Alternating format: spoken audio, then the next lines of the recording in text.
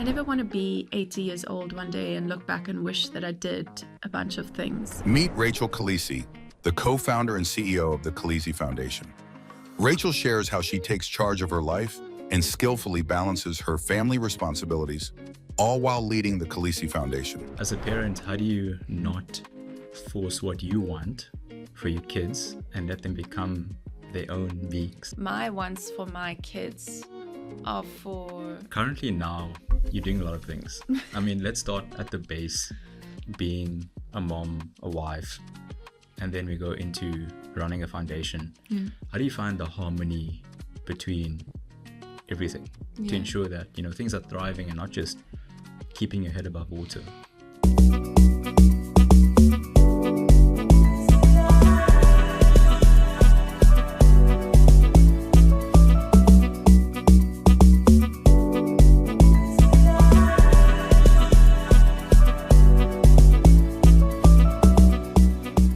Rachel, Hi. What drives you?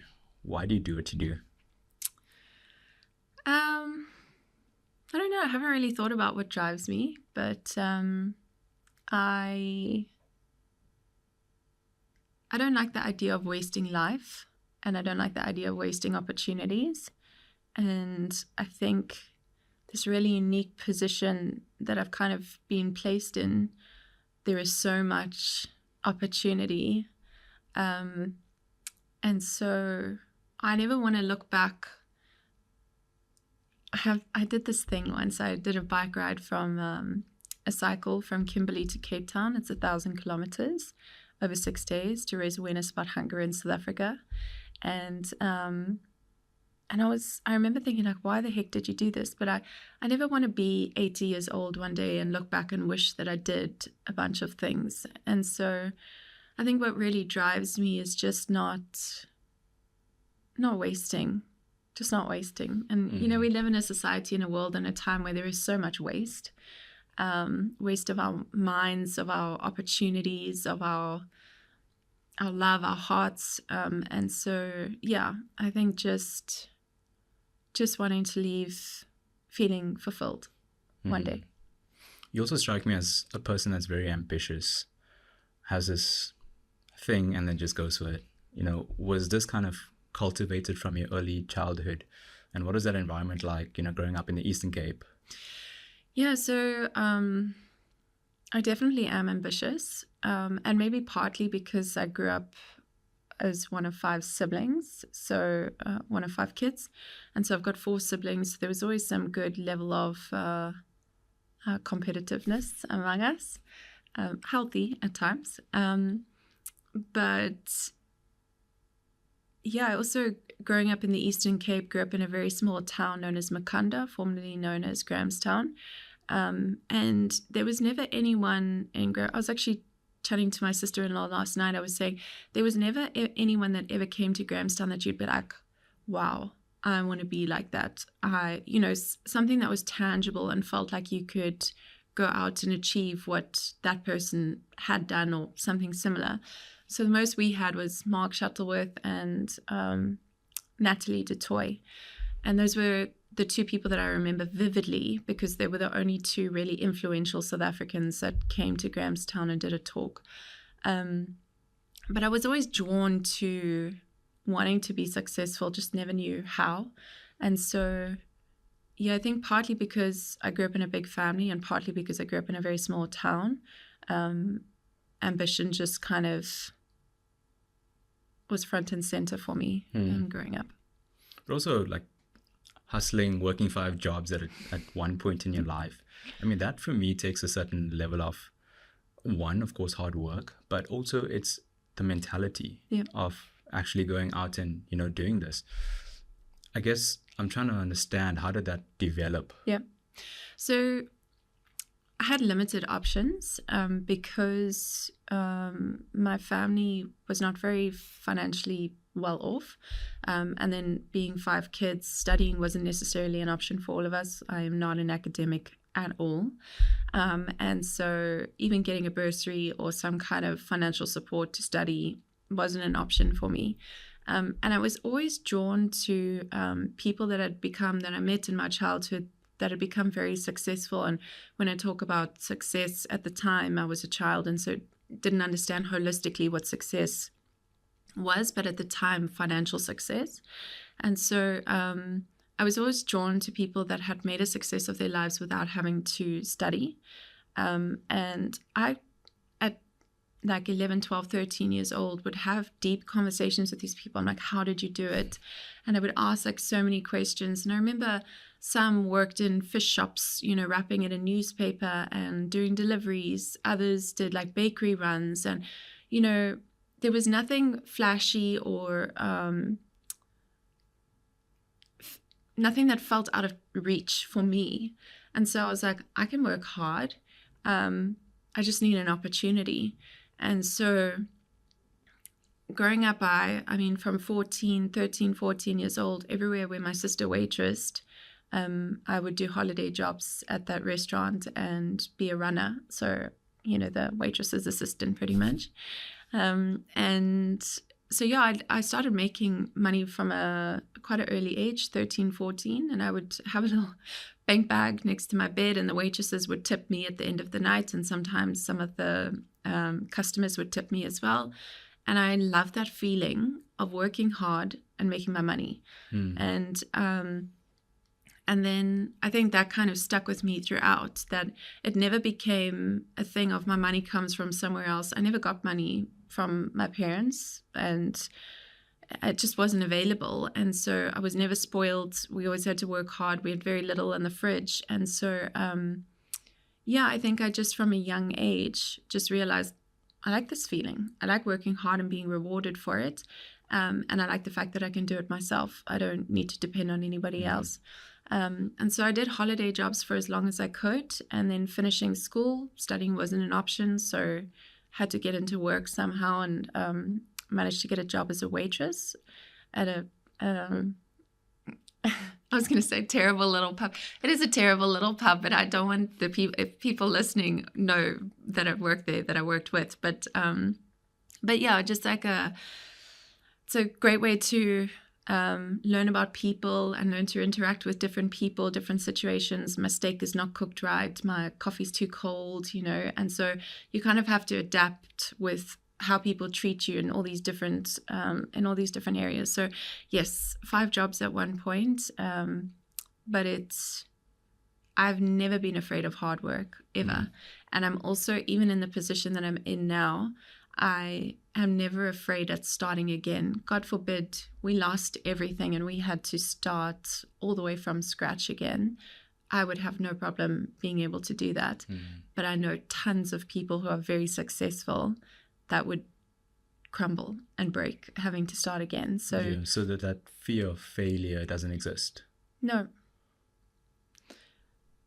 In some aspects, yes, because I hold myself at a high standard, but the fear of having to start again, I wouldn't necessarily consider it a failure, because sometimes the reason for losing everything is out of your control.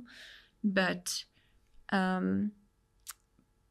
sometimes I think people are very scared. There was a time after I had my son and we adopted Diam and Lipelo, my older kids, in between being pregnant with my 4th and the 3 kids, I started working at a B&B, and I literally was making beds. And I was married to the captain of the Stormers at the time. My husband was a starting Springbok.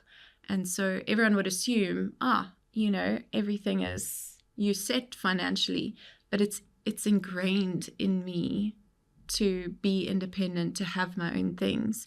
And I couldn't find a job because I didn't have this glorious CV that, you know, I could get an amazing job and walk into it straight away. And so I just took what I could when I got offered, and that was to manage a B&B, and I did that, and I did it really well. I'm sure you did. What I'm also hearing from this is you took responsibility for your life. Yeah. I think you weren't waiting for someone to come and save you. Yeah. You actually were like, no, actually, this is what I want, and therefore I'm gonna go and take it and go and get it, right? Yeah. So for someone who perhaps listening and watching has that drive but doesn't know what's step one, where should they begin? Yeah. I might be risky in saying this, but I almost feel like there's the situation that you kind of grow up in sometimes forces you into a road, whether you like it or not. So I think because I grew up with so little and little opportunity, little money, little support, I kind of knew that I had to make a way for myself, no matter what. And I find even with my kids today, it's a very fine line because they know financially we're in a good space, and so that automatically means that they're kind of in a more set space. And they know they've got our full support no matter what. And they have options, right? So it's almost a little bit harder, I feel, for my kids to have this drive of like, I have to make this work. I have to make a success of my life. I have to have direction for what I'm trying to achieve. And as a parent, then it's my responsibility to kind of help shape that and bring in some boundaries and areas that they're going to have to, make it work. But I guess a follow-up question to that would be, do you think that drive can come from something besides financial strain? Yeah, absolutely. I think, and it doesn't have to be in a financial context at all, but it could be in a family, a personal, a passion project. Maybe you wanting to start your own business, and it's not necessarily for a financial kickback, but it is because it's something you're really passionate about. I think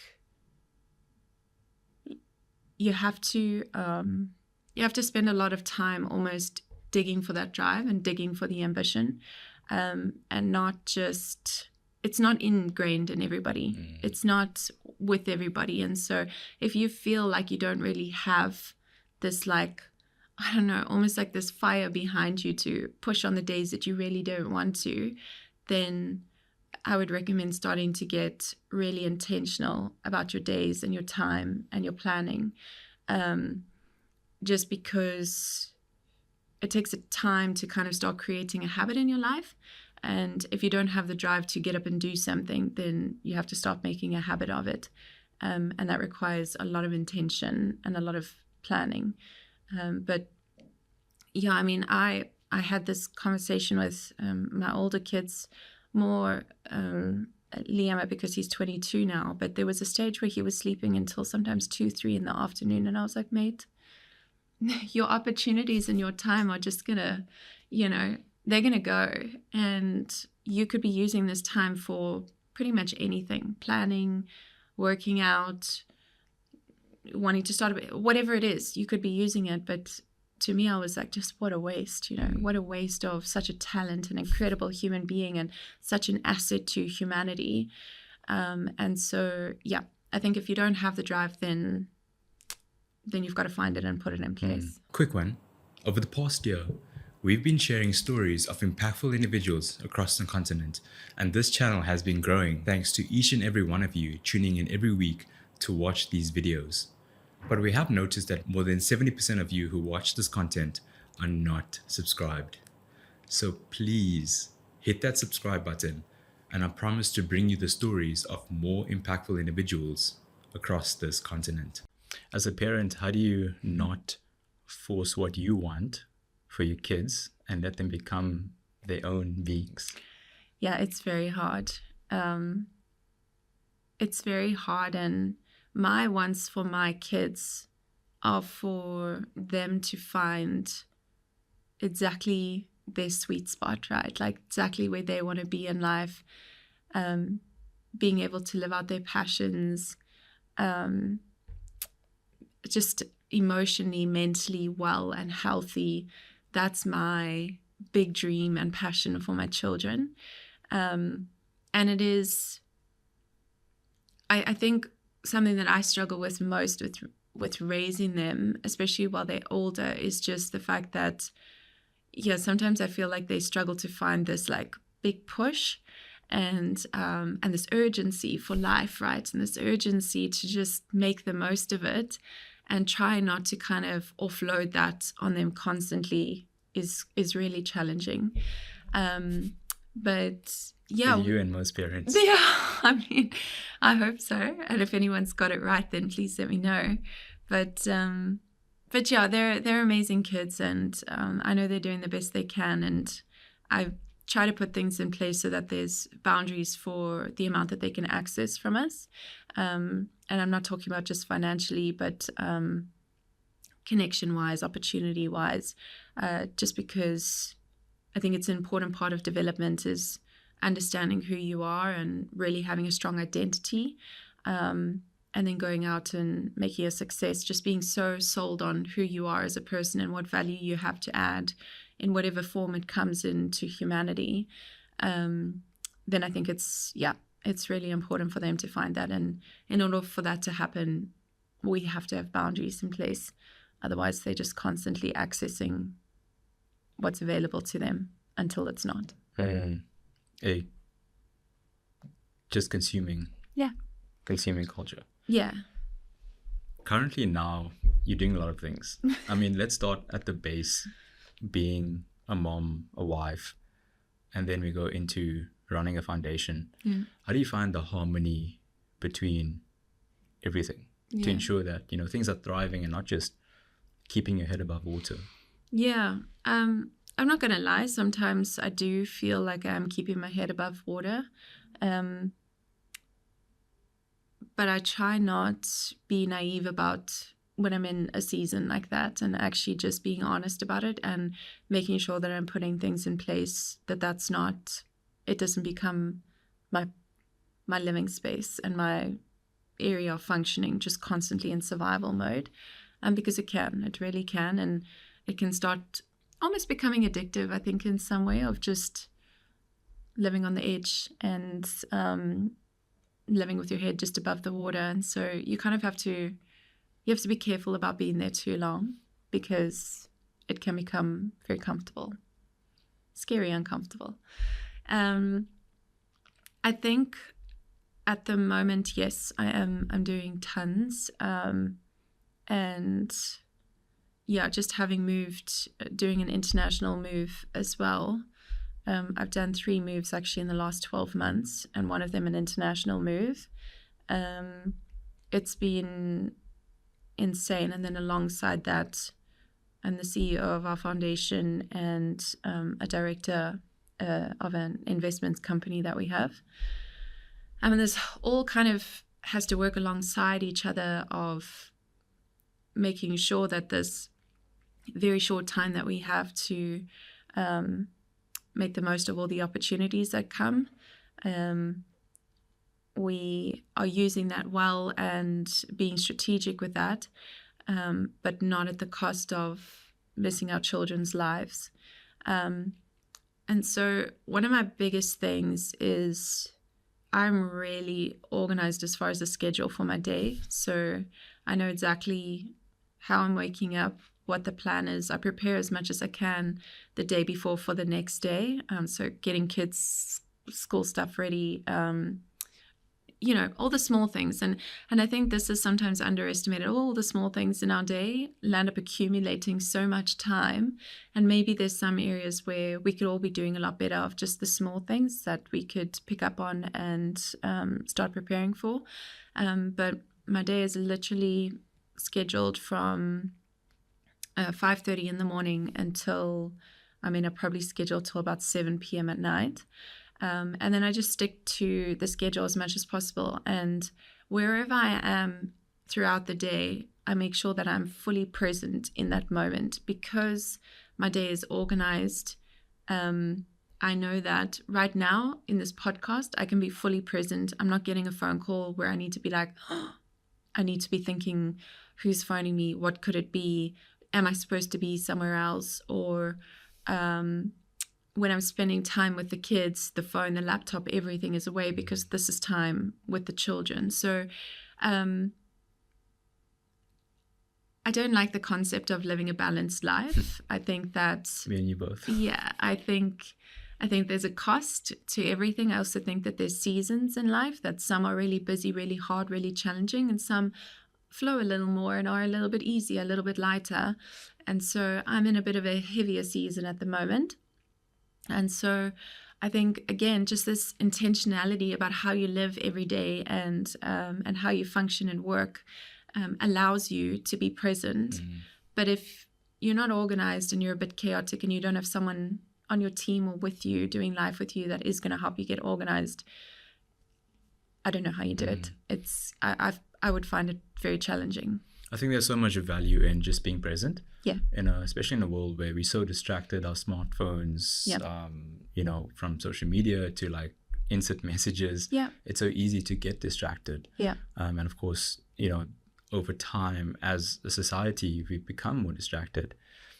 You also sparked my thought onto something else, which is prioritizing yourself in this busy time. And before we were rolling, we were speaking about, essentially putting others before yourself. How do you put yourself first, but not in a selfish way? Yeah, it's hard. And I've actually had a situation this week where I had to do that twice, actually, where either a friend or not even a friend, and then there was also a really good cause, an amazing event that a gender-based violence organization is putting together, and they were desperate for me to be a speaker. But because I know I'm running on a very fine line, this week I've scheduled to basically say no. And so unless it's something I feel like I absolutely need to be a part of or be involved in, or it's an opportunity I can't miss, and it would take a lot for that to be the case, this is just a no week for me. And so it's not necessarily like I schedule this week is a no week. It's just sometimes when I can see capacity is running very thin, I can actually feel it in my body, like I get a sore hip or a neck, or I start getting fluey, and then I know, okay, I'm not going to be able to do the other 150 million things that I have to do for the rest of the week if I'm sick. And so then I know I've got to start delegating, get stuff off my plate. And so this week a friend asked for something and I just don't have capacity. And I try to do it in a way that I'm vulnerable. I'm honest about where I'm at, so they don't feel like I'm just saying no to say no, or because I'm trying to hold something back from them. But I just say to them, listen, I'm in a really hard space at the moment. I'm not managing capacity wise. I can feel I'm getting sick and I'm overcommitted and I just can't do this thing. I'm so sorry. A good friend will always understand and will just have the most grace for you, and will actually even ask, like, what can they do to help and support you? If that's not the case, then I reckon you put a little question mark and there needs to be a little review there, or just a really honest conversation about how, you sometimes have to put some boundaries in place with friends, which is healthy as well. But people so far have been so understanding. I think for the most part, people know life is just a little bit hectic for me at the moment.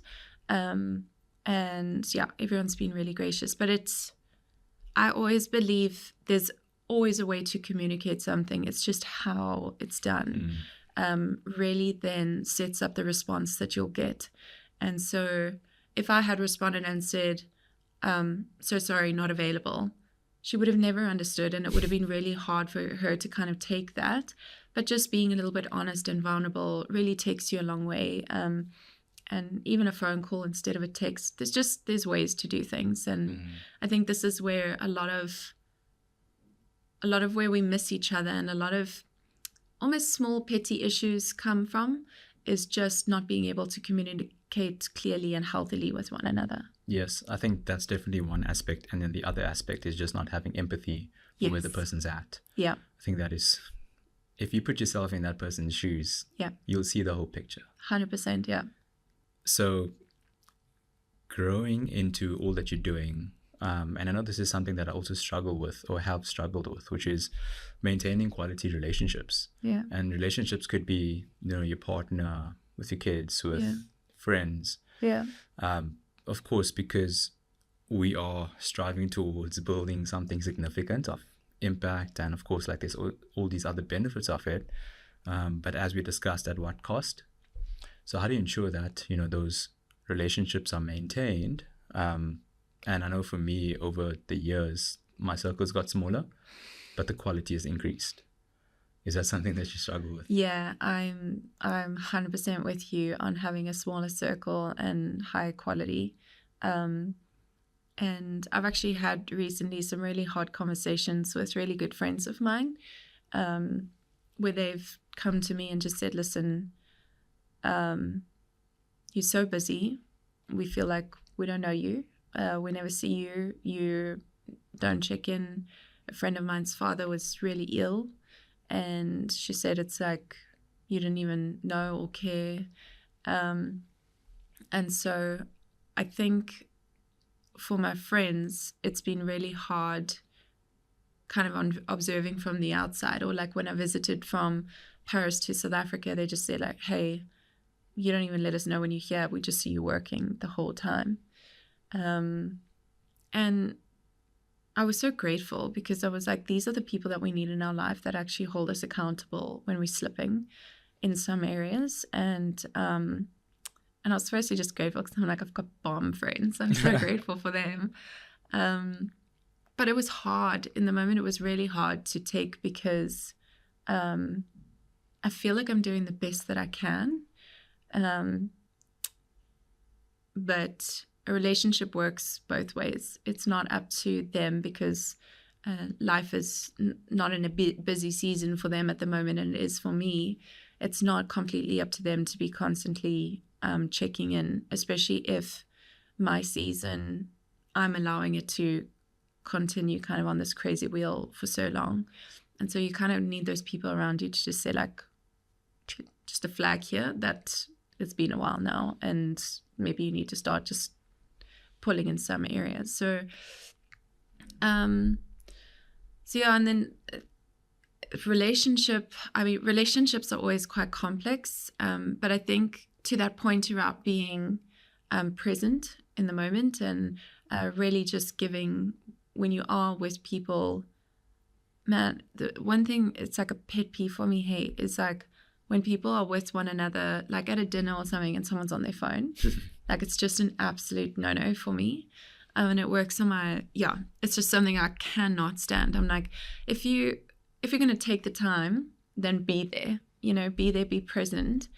And there's so much consuming of nonsense. Like, I think that is just the most inappropriate and most disrespectful thing people can do, is just to be on their phone. It's different if there's something really important that's coming, or an emergency with the kids, or you're trying to sort something out. That's a completely different situation. But to sit and be like on Instagram when you're with people, that like just works on my nerves. But I think just the time that you do have and you do make for people, make sure that you're fully present, because that goes a long way with people, just making them feel like they've got your full attention. Your mind is nowhere else. Your eyes are nowhere else. They've just fully got you. That can last you a good few months. But yeah, I think just that thing of prioritizing, intentionally making time, and then when you do have the time, make sure you're fully engaged, because otherwise it feels like you weren't really there. How challenging is it to maintain a relationship with a professional athlete? It is not easy. It's not easy at all. I'm almost grateful that I don't know anything else. All the other relationships that I had were kind of in school. And so it's not like I came from a long relationship and then met Sia. And when I met him, he had just started like what do you call it? Like the Stormers. So I don't know what level they are, but he had just started. So he was kind of just stepping into a more professional sort of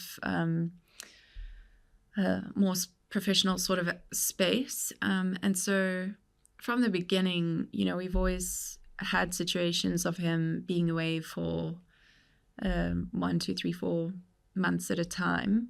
And you learn to kind of live with that. So I have friends whose like husband will travel for 3 days, and they're like, I don't know how the heck you do that. This is insane. And you really do. You just get so used to it. And so, yeah, you kind of just get on with life. And I mean, there's so much access that over the phone, it's been made a lot easier now to stay connected. But yeah, just also the demand at the level that he functions at is so high. And some days I think it would be easier if I was, just focused on being a housewife and being fully present with my kids, and then being able to be and there was a stage that actually was the case. Just my son was born 2 months premature, and Pela was 6 and Liema was 12. And so I was fully present with that. I just couldn't do a full-time job at the time. And so, yeah, there have been seasons of it, but it's just not for me, hey?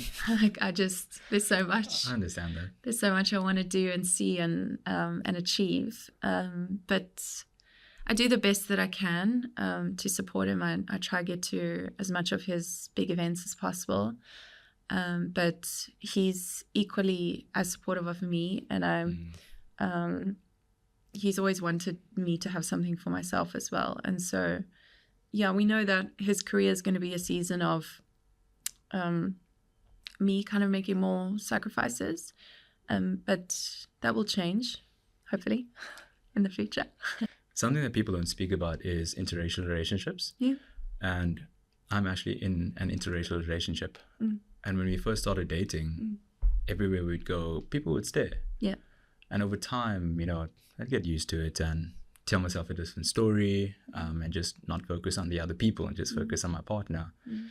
But I can't imagine getting that abuse online. Yeah. How did you guys just deal with that? Yeah. It is, when it started, gosh, it was years ago. I only joined social media like 2014, I think it was. So I was like late in the game compared to a lot of people. And for the first while, people were really supportive and amazing and kind and, yeah, just so lovely. And then, yeah, just started getting these very racist comments and messages.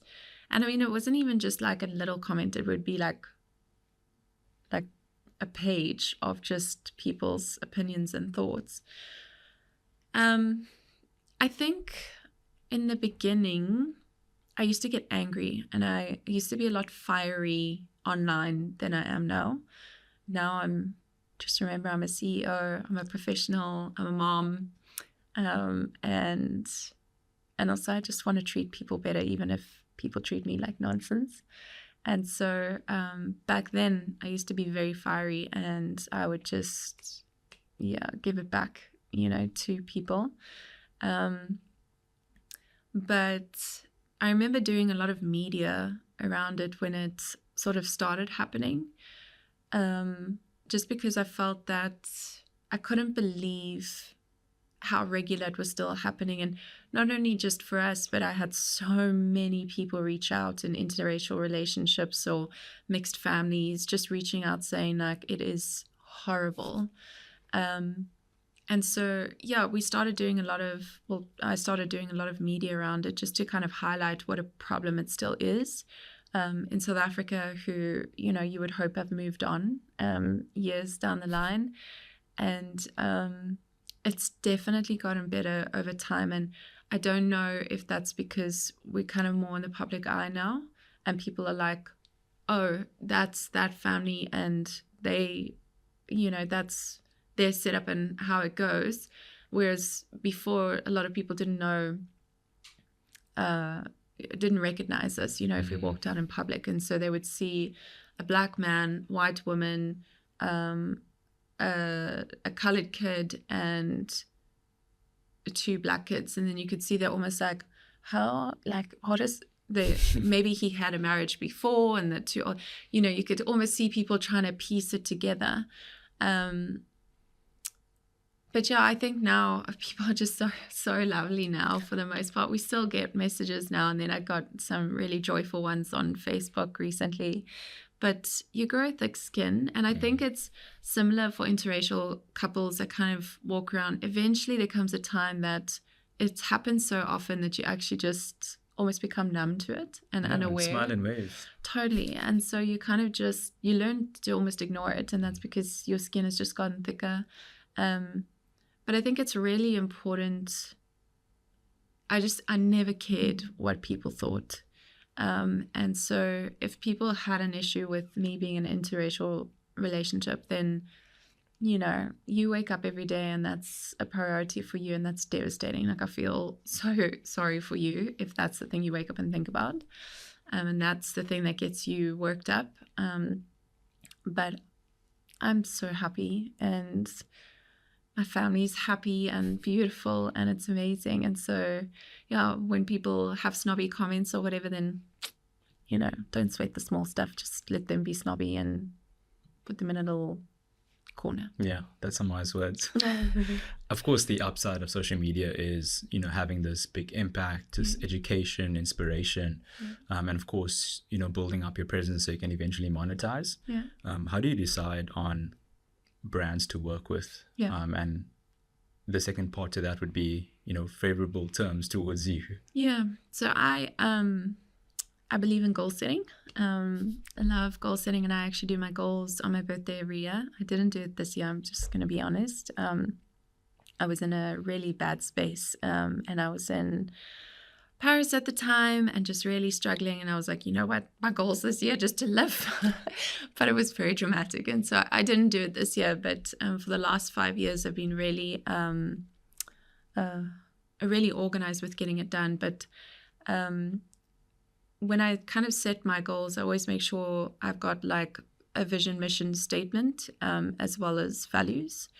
And that makes it very easy and very structured for working with brands. I also completely understand that I'm in a very privileged position to be able to say no. And I know a lot of individuals are not necessarily in that position. And so you kind of have to find ways to make it work.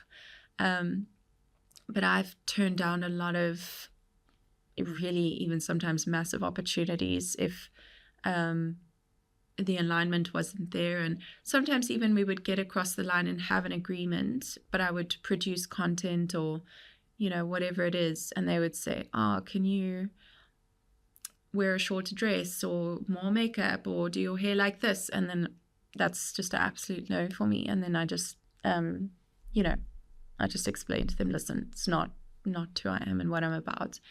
I also tried to, well, I only work with brands that I actually use or would purchase myself. Just because I feel like people's finances are important. People have worked really hard. And if you're going to go and put a brand out there that you wouldn't actually put your money to or use yourself, I really just feel like ethically that's just wrong. And so, yeah, all the brands that I work with are all brands that I either currently use or have used in the past. And yeah, are just amazing brands. But I completely understand. I'm really privileged to be able to just say no where I want to. But I also never wanted to become like a advertising page, right? And just like have brands all over it. And so yeah, I try to be very specific about who and how I work with people. Second World Cup comes along. You know, winning one World Cup is amazing. Yeah. Winning two back-to-back is crazy. Crazy. What is the camp like second compared to first? Yeah. I loved the first one so much more just because I felt like there was a lot less pressure because no one actually expected South Africa to go very far. Maybe quarterfinals, maybe semifinals. And the second one for me, I had a move to Paris 2 weeks before the World Cup started. And so the World Cup, of course, was in Paris. And so I had a whole lot of other stuff going on aside from a World Cup. I was trying to get my kids settled in school, trying to figure out how to work the washing machine, learning to drive on the other side of the road. And so it wasn't like Japan, where we went to go be supportive family and just get the job done. It was kind of in this survival mode of myself, of just trying to navigate this new culture, language, way of doing life, which I severely underestimated how hard that move was going to be. And trying to run this organization as well, build some kind of brand presence in France. There was just so much going on. And so I almost feel like for me, I couldn't be fully engaged and present for the second one. In the moments I did try really hard, like if we would go every weekend, we traveled to Toulon or, wherever they were playing. And then when I was there, I tried to be as present as possible, but it just, my mind was in 17 different buckets all the time. I also just, I wish it wasn't us. And I say this with all respect, but I wish it wasn't us to take France out. And this is selfishly saying this because we had to stay. We had to live in Paris after that. And yeah, I think that just also made it really hard, that South Africa, when I mean really hard for us as a family and personally, that we were the ones who took France out the World Cup. I remember the quarterfinals, semifinals, and even the finals. I just went into all of the games just like with so much peace of like, it's okay if we don't win. Like, it's fine. We can go home. We can spend some time in South Africa and then come back to this chaos again. It's fine. And so, the games, all of them were obviously 1 point difference. And the games, when there were moments in the game where we were very far behind, I was just like, no problem. I'll get ready to pack up. Like, it's fine. And then we just kept winning. And I was like, I remember saying to some of the team when they came back to the hotel after I can't remember if it was the England game or the French game. And I'm like, guys, you cannot put us through that again. I'm like, seriously, the 1 point thing is too much. And then, of course, just carried on rolling. But it's all just, I was 17 years old when I watched the World Cup in 2007, the one that we had won before 2019. I was sitting at a friend's house. I remember exactly where I was. I remember exactly how we celebrated afterwards. And if you had told me then that in 12 years' time I would be married to the captain of a team that's not going to win 1 but 2 World Cups, 100% would have laughed in your face in my little old Grahamstown. And so, yeah, it's a miracle. Like, there's just, in my opinion, there's just no other way to kind of justify. It's a miracle, and just the preparation that the team and the coaches and everybody had done leading up to both of those. I mean, to have a hooker, I can go into a whole rugby thing, but like to have a hooker be injured, the one hooker that we had be injured in a final almost in the first few minutes, and still be able to, there's just no way you can, it was amazing. And I can't believe I was able to be a part of that. Rugby aside, because I know that you could definitely talk about that for hours. The foundation, this is something that you of course, you and Sia are deeply passionate about. And first starting off, you targeted, of course, food security, and then, of course, gender-based violence, and also, of course, education. Why these specific things? So I don't know if you've read Sia's book, but if you haven't yet, you will understand more. He's also got a documentary that was released maybe about 2 years ago. But I know the fake book story. That was it's my fiery social media days. But Sia's book, it's out, and I know a lot of people have read it, but it really goes into, he's very open and vulnerable about what his lived experience was as a young youth growing up in South Africa. And so because of the way we started with the foundation of kind of traveling 20,000 kilometers around South Africa, we had so many conversations with individuals from all different walks of life and in different communities, and just asked like, what's going on, what's hard, in COVID, but outside of COVID as well. And there was almost like this thread in between Sia's story and all these other stories and conversations we were having, that kind of these three areas always popped up: food security, gender-based violence, sport and education. And so when we started kind of coming into a little bit more of a structure phase in the foundation, a lot of the work just started organically. And then we got to a strategy 2.5 years ago, and the facilitator took us through, why are you doing the work that you're doing? And most of the team didn't actually know. And so we actually had to sit and do this work of, why is it that we've decided these are the focus areas? And it really just, it poured out from Sia's lived experience as a youth in South Africa. Some of it, the gender-based violence part of it, is, also the things that I have experienced.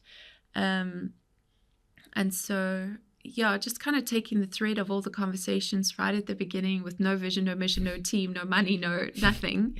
And then tying it in with someone that we've got access to understand in a very personal, very deep level of what it was like, and how do we kind of combine the two to make it work. And so that's essentially what's happened. And now we've got, this massive strategy document. We've got goals, we've got all the very structured stuff in place. But it's the heart, and it's how it was formed, and how organic and honest it was when we started the work, and how it kind of was just created, I think is what's held it so well over this first we're going into 5 years next year. Amazing. Yeah. Rachel, I could speak to you for hours, but we're getting into the last part of the podcast. So the last part is called a fast fire. So I'm just going to ask you quick questions. And if you could answer in a word or a short sentence, that would be perfect. What's something that you'd say to 18-year-old Rachel right now?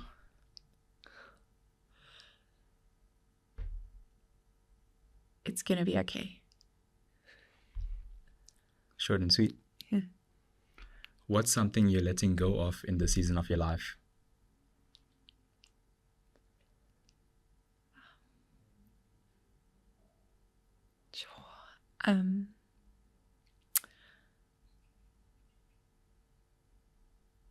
Regret. You want to expand? My message, I've been doing a lot of women's talks, right? It's August, there's a lot of talking opportunities, and the one thing that I've kind of, sometimes when you're on stage and you're doing a talk, you have an entire thing planned, but you can just feel the energy, and then you realize, actually, everything I've planned here is not going to work. And so you kind of have to pivot. And this one thing that keeps popping up for me at every single talk that I've done is just, women, we underestimate ourselves and question ourselves so much. And I almost envy men sometimes, because they can make a decision, whether it's right or wrong, and just run with it. And they're just like, even if it was the worst decision ever, they're like, we'll crack on and find a way to make it like it was right. Where we sometimes sit back and we just like, is it the right decision? Should we be doing that? And I really believe God gives women a God-given gift of our gut feeling.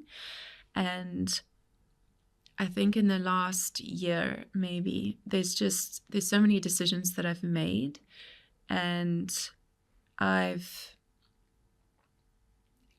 questioned, and I've doubted, and all of them have essentially gotten me into the place that I am today. And I don't want to look back on it regretting the decisions that I made and how I made them. So yeah, regret. Men also have intuition. We just don't listen to it. I mean, amen. That's why you find yourself a good partner, and they'll save you time, money, and all the things in between. That's some wise words right there. If you could make one rule that everyone has to follow, what would that rule be? No questions asked. Be kind.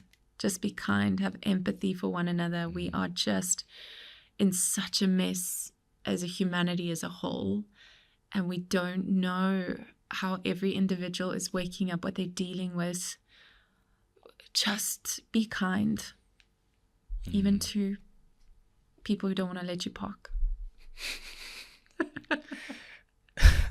That's funny. Next steps. What can you share with us professionally, personally? Honestly, next steps for me is just how to pull back a little bit. I feel like I've been going really hard for probably about 7 years now. I've put in and set up a lot of really amazing. Honestly, sometimes I don't spend enough time just like, wow, like you did this thing. Like, well done. You know, I'm just constantly like, it's not good enough. It's not where it needs to be.